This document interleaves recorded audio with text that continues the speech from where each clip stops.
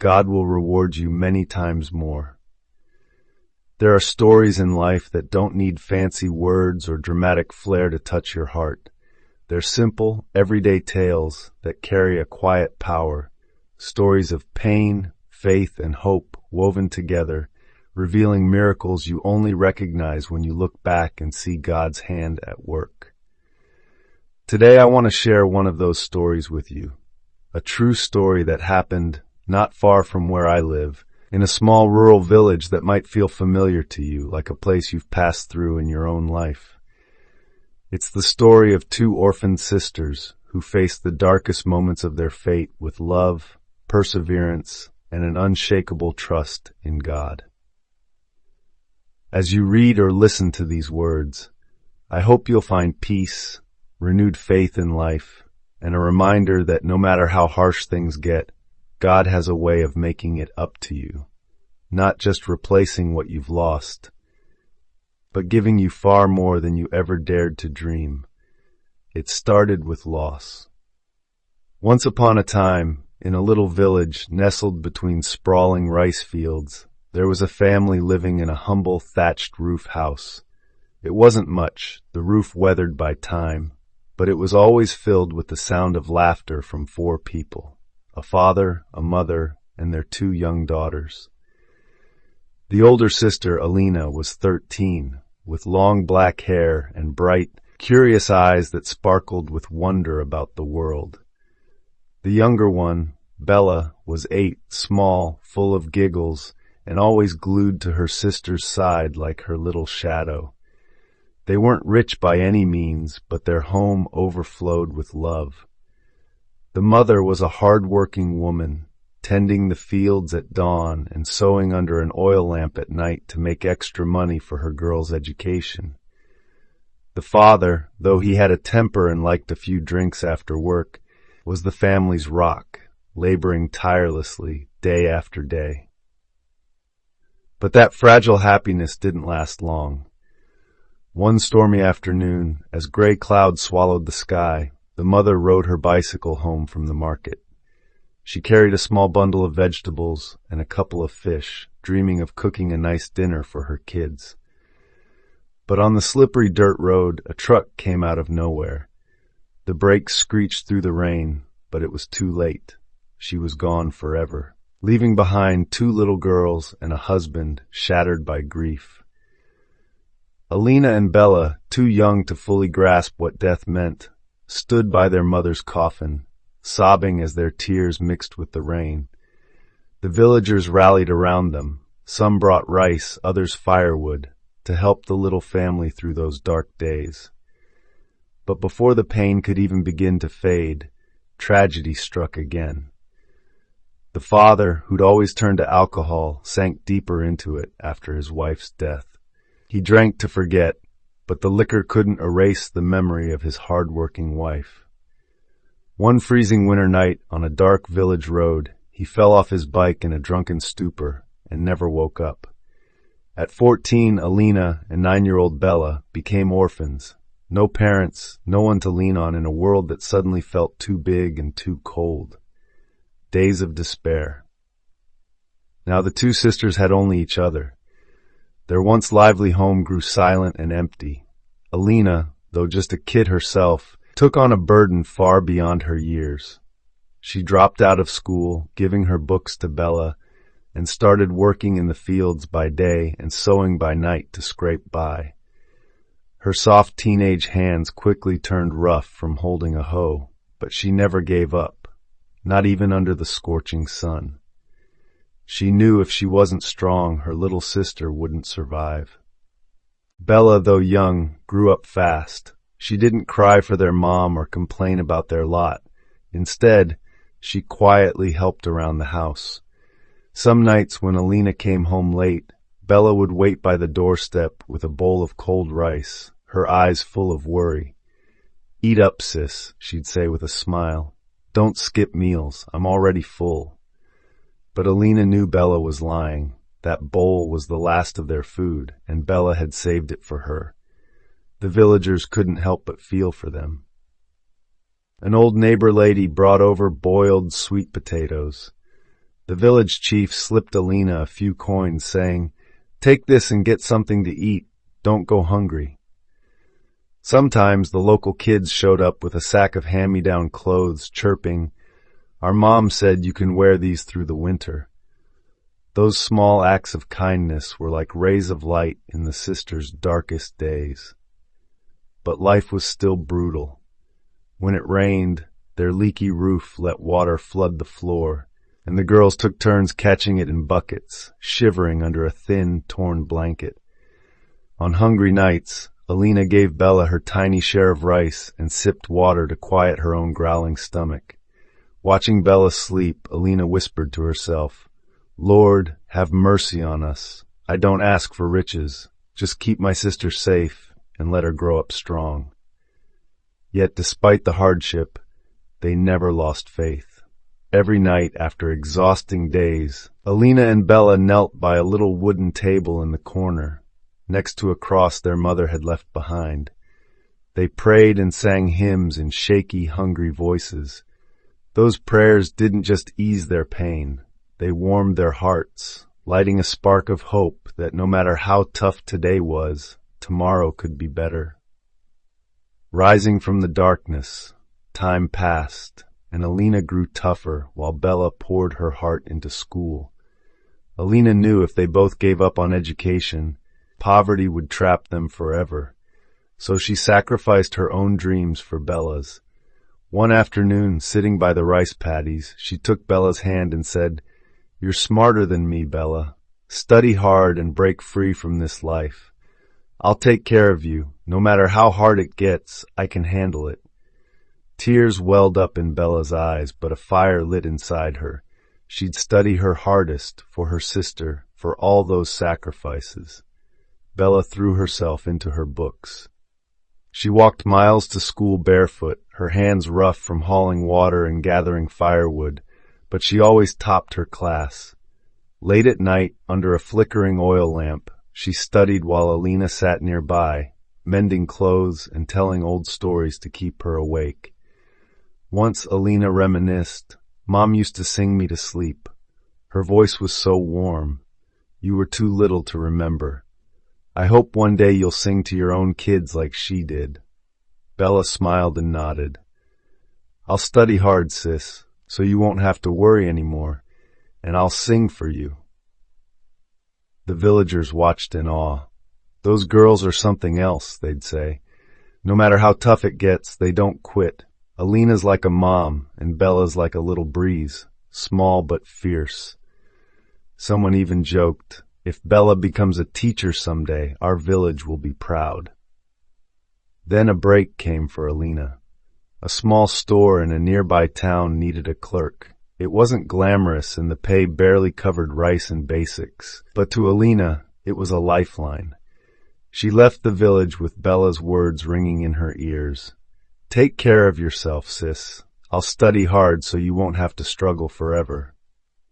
With a worn-out cloth bag over her shoulder, Alina stepped into a new chapter, her heart full of grit. Life in town wasn't easy. She worked from dawn to dusk, stocking shelves, ringing up sales, sometimes getting yelled at by cranky customers. But Alina didn't break. She saved every penny, sending it back to Bella with little notes. "Here's some money. Buy what you need." Once, she skipped breakfast to afford a book for Bella, scribbling, "Study hard with this, okay?" Meanwhile, Bella blossomed into a bright, determined young woman. She aced her exams and earned a spot at a top university in the city, a dream come true for her, Alina, and the whole village. The day she left, Alina stood at the bus stop, holding her hand. "This is your shot, Bella. Make us proud." Bella hugged her tight, tears streaming down her face as the bus pulled away, carrying their shared dreams beyond the village. A choice from the Heart College wasn't a walk in the park for Bella. Far from Alina and their little home, she faced the grind of city life. The money Alina sent wasn't enough, so Bella worked part-time at a coffee shop, juggling shifts and studies to pay for books and tuition. Some nights, her eyes burned from exhaustion, but she pressed on, thinking of Alina's words. When she felt low, she'd pull out the tiny cross Alina had tucked into her bag, set it on her desk, and whisper, "Lord, give me strength. I don't want to let her down." Those struggles shaped Bella into someone extraordinary. She excelled in school and started volunteering at church, handing out meals to the homeless, visiting orphans. It made her think, why am I studying? For money, for status, or for something bigger? The answer grew clear in her heart through prayer and quiet moments with God. Graduation day came, and Bella stood on stage, beaming with pride, but wrestling with a big decision. Everyone, Alina, the villagers, assumed she'd land a high-paying job, maybe as a teacher or an office worker, lifting them out of hardship. But Bella had other plans, ones even Alina couldn't predict. One afternoon, back home with Alina, Bella took her sister's hand and said softly, "Sis, I want to give my life to God. I want to live simply, helping the poor and the broken, to repay the kindness we've received from the village, from God's love." Alina froze, stunned. She stared into Bella's clear eyes, then smiled. "If that's your calling, I'm with you. Just be happy. That's all I want." Becoming a nun wasn't easy. Bella gave up comforts, left behind old habits, and stepped into a new world. At first, living with strangers in the convent, learning to pray in silence, and putting others before herself felt overwhelming. Some nights, on a narrow cot, she'd think of Alina and their old house, tears slipping out. But she'd pray, "Lord, guide me. I trust you chose this for me." Years later, with an open heart and fierce faith, Bella thrived. The little orphan girl now wore a nun's habit, serving orphans, the elderly, and the forgotten. Their smiles became her joy, their gratitude her fuel. The miracle of faith in Alina? She didn't stop at being a store clerk. With hard work and a hunger to learn, she saved up and opened her own small shop, selling rice, fish sauce, used clothes, anything she could. It nearly failed at first, but Alina kept going. She learned to budget, charm customers, even fix bikes for extra cash. Slowly, her shop grew into a bustling store in town. Years later, Alina became a successful businesswoman, admired not just for her wealth, but her heart. On village visits, she brought gifts for poor kids, funded bridges, and fixed roads. Once, standing on a new bridge named Alina's Bridge, she teared up, calling Bella, "I never thought I'd see this day. It's all thanks to God, and you for giving me a reason to keep going." Looking at Alina and Bella's journey, one thing stands out. Life isn't always fair. Sometimes God seems to take everything: family, joy, childhood. They lost their parents, their carefree days, but He never abandons us. Through trials, He shapes us, making us stronger, wiser. Alina went from an orphan to a thriving entrepreneur. Bella from a hungry kid to a light for the broken. God didn't just restore what they lost. He gave them love, peace, and purpose beyond their wildest dreams. A message for you. Hey, maybe you're facing something tough right now, something that feels impossible. Maybe you've lost your job, a loved one, or just your belief in yourself. Maybe you've lain awake at night wondering, why is God letting me suffer? What did I do wrong? But pause for a second and think about Alina and Bella. They stood in life's shadows. No parents, no decent home, not even a full meal. Yet they didn't blame anyone or give up. They chose trust, love, and prayer. That patience opened doors they never imagined. Alina never pictured herself a businesswoman. Bella never saw herself in a nun's habit. It all came from faith in God's plan. You're no different. Even if you're crying today, even if the road ahead looks foggy, trust that God sees you. He notices every drop of sweat, hears every quiet plea, and remembers every hurt. You might not see the light yet, but hang on. Pray, even a simple, "Lord, help me." One day when His timing's right, He'll give back, not just what you've lost, but way more than you hoped. Alina and Bella prove it. From two orphans with nothing but each other, they became inspirations to a whole community. You can do it too. Just don't quit. Let their story be a cool breeze for your tired soul, a spark to reignite your faith when everything feels dark. And know this, God's with you, even when you can't see Him. Light from faith. As I write these final words, a peace washes over me. Alina and Bella's story isn't just about two orphans beating the odds. It's a gentle, powerful reminder that no pain is wasted, no loss is forever. Maybe you're in a dark spot right now, with every door slammed shut, the light too far to reach. But take a breath, look at those sisters, and see how they turned pain into strength, loss into a chance to love and live fully. They taught us something huge. Life's not a smooth ride. It's a bumpier with twists you don't see coming. Sometimes it feels like God's testing you to the limit, like when He took their parents, leaving them alone in hunger and cold. But in those moments, when you've got nothing left to hold on to, God slips you gifts you can't see. Patience, grit, faith. Alina found the power to sacrifice for Bella. Bella found her path through prayer. Wherever you are in your story, you'll find your light too if you keep going. A friend once asked me, if God loves us, why does He let us hurt? I wrestled with that until I saw Alina and Bella. Pain isn't punishment. It's how God refines us. Like a blacksmith hammers iron in the fire to forge a sword, God uses challenges to shape our souls, to make us the best we can be. Alina became a businesswoman because she rose from the ashes. Bella became a nun because she turned her pain into love for others.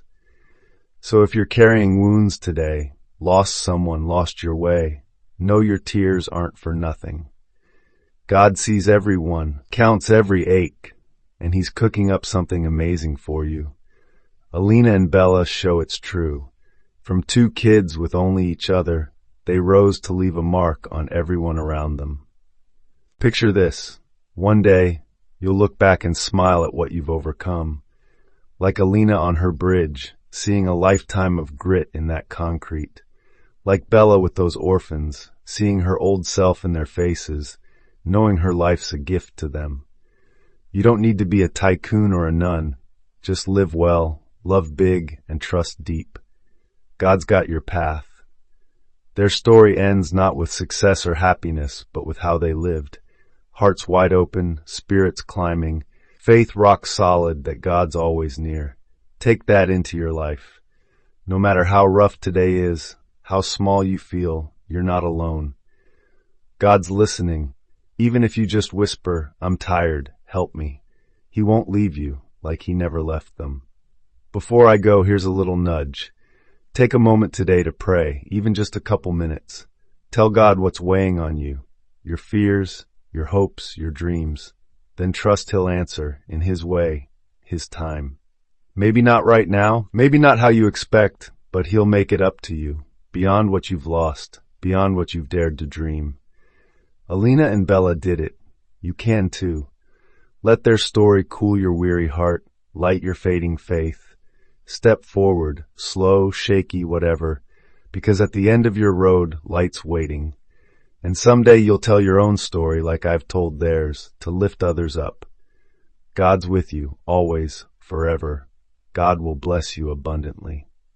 Amen.